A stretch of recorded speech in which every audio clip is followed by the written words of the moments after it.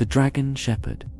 The air surrounding Hadric's hovel was thin, tasting of high-altitude frost and the metallic tang of ancient things.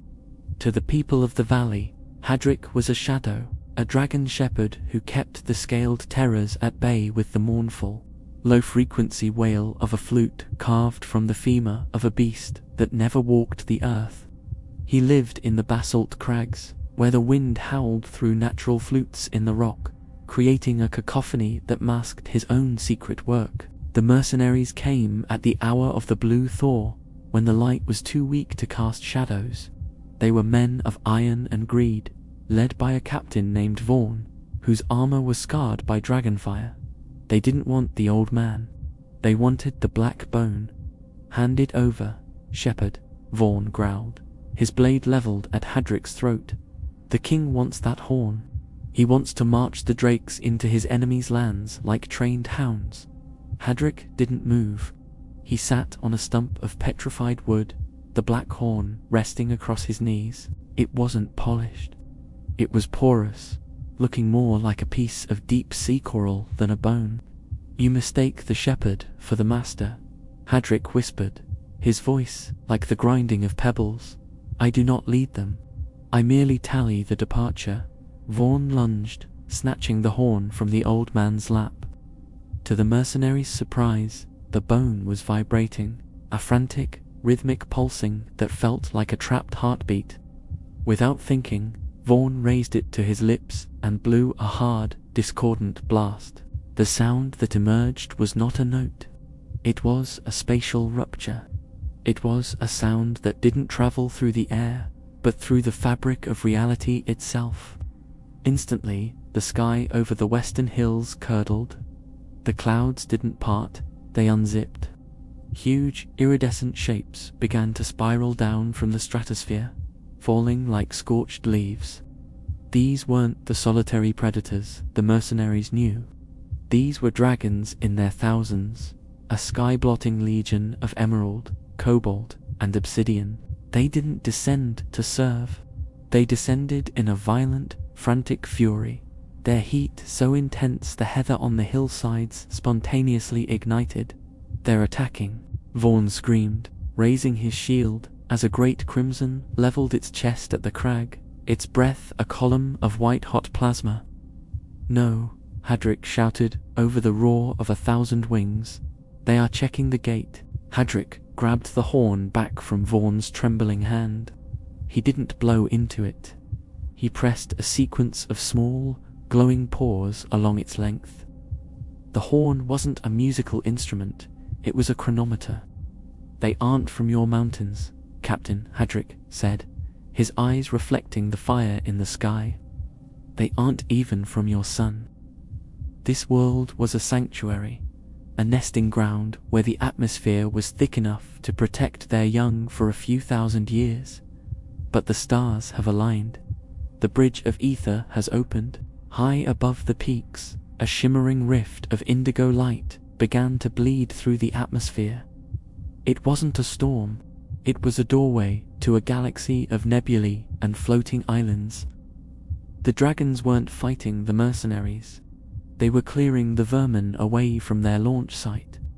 They were shedding their physical weight, their scales peeling off in shimmering flakes that turned to stardust before they hit the ground. "I have counted 999, Hadric said, his face illuminated by the celestial rift. "The black bone is the beacon for the last of them. The shepherd's job is almost done." With a final, melodic hum from the horn, the last dragon, the smallest of the brood, dived from the clouds, its body turning into a streak of pure light. It didn't strike the earth.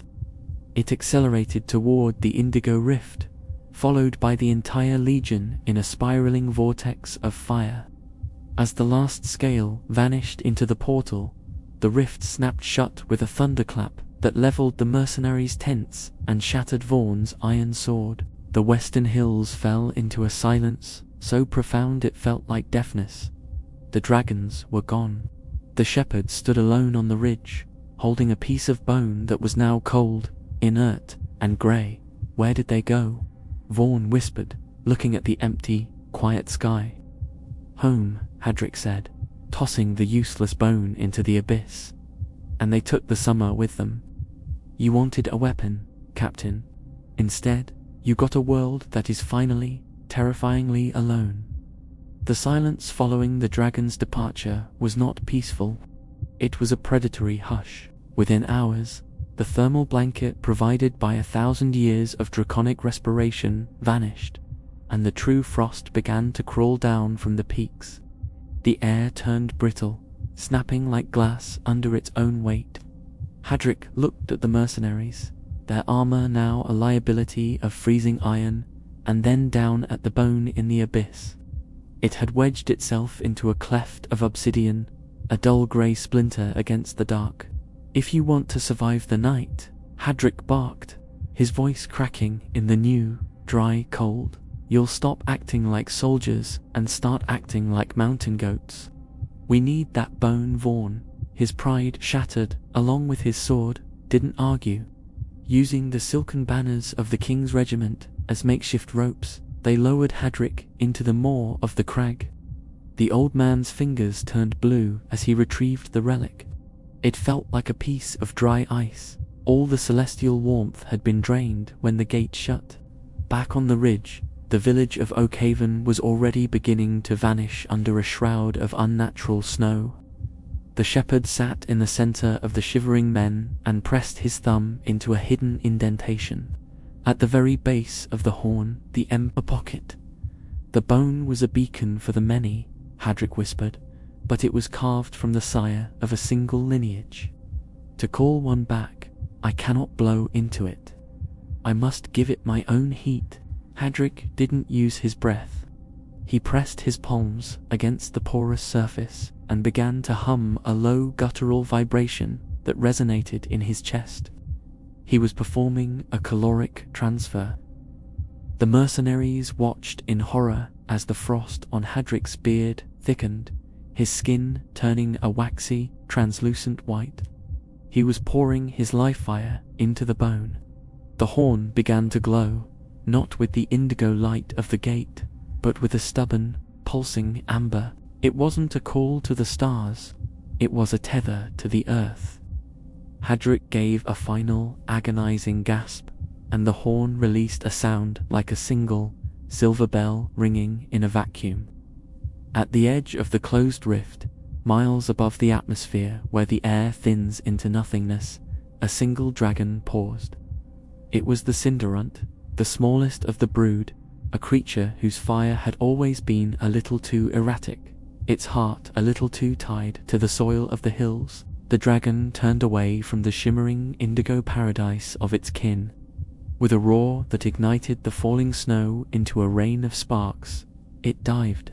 It streaked through the clouds like a falling sun, its scales friction heating until it was a blur of orange radiance. The Cinderunt landed on the ridge with a force that sent the mercenaries flying. It didn't snap its jaws. It didn't look for prey. It saw Hadric, slumped and frozen, the black bone still clutched in his dead hands. The dragon curled its massive, glowing body around the small group of humans. Its wings, vast and shimmering with the heat of a re-entry, formed a domed furnace. The snow for 100 yards melted instantly, turning into a protective mist of steam. "It stayed," Vaughan whispered, crawling toward the dragon's flank. The heat was immense, a physical embrace that warded off the encroaching death of the world. The dragon lowered its head, nudging Hadric's still form. The old man was gone, his heat spent too by humanity a few more centuries. The dragon let out a low mourning hum that vibrated through the survivor's bones. It was the last of its kind on Earth, a soul sentinel. It would never see the nebulae of its home, and it would never fly with the Legion again. It was now the world's only hearth, a living sun tethered to a frozen planet. As the long winter of the dragonless age began, the mercenaries took up a new oath. They weren't soldiers of the king anymore. They were the keepers of the spark, tasked with feeding and protecting the one creature that chose to be a monster for the sake of being a savior.